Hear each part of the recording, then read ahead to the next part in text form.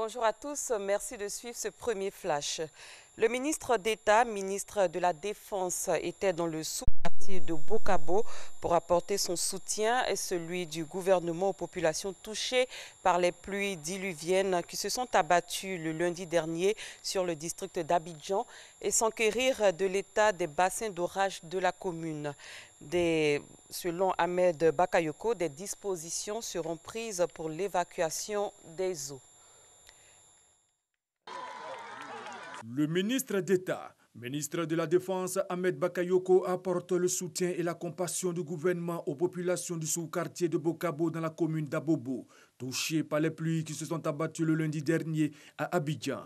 Des ruelles rendues impraticables, des quartiers coupés à la circulation et du reste de la ville.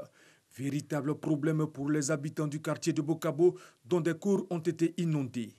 Il y a eu une urgence, il y a une situation particulière. En tant que responsable politique, en tant que maire élu, avant mon installation déjà, me rendre compte de la situation.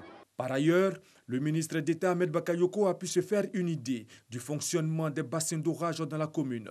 Abobo est un plateau élevé. J'ai vu qu'il y a à peu près 22 bassins d'orage, dont 11 qui sont aménagés. Donc il y a encore 11 à aménager. Et nous allons donc inscrire ces préoccupations dans nos priorités, parce que ça cause beaucoup de problèmes aux populations, des problèmes de santé. Je suis attaché à faire en sorte que nos populations vivent dans des meilleures conditions. Une visite qui aura permis au ministre d'État, ministre de la Défense Ahmed Bakayoko, de toucher du doigt les préoccupations des populations d'Abobo. Le directeur général du Fonds d'entretien routier était en visite hier sur l'autoroute du Nord.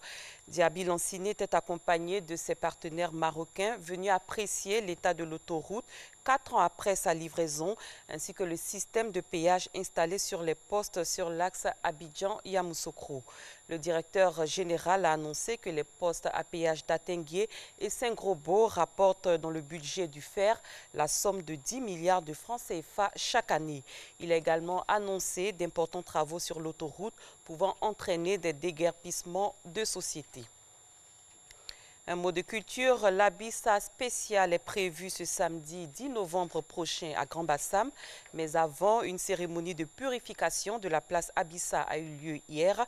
Les commiens ont communiqué avec les mânes des ancêtres afin que la fête de ce samedi puisse se dérouler dans de bonnes conditions. Ce, après la désacralisation de la place par des jeunes en colère à la suite des résultats de l'élection municipale dans la ville historique patrimoine de l'UNESCO. C'est la fin de ce premier round de l'information. Je vous retrouve dans 30 minutes.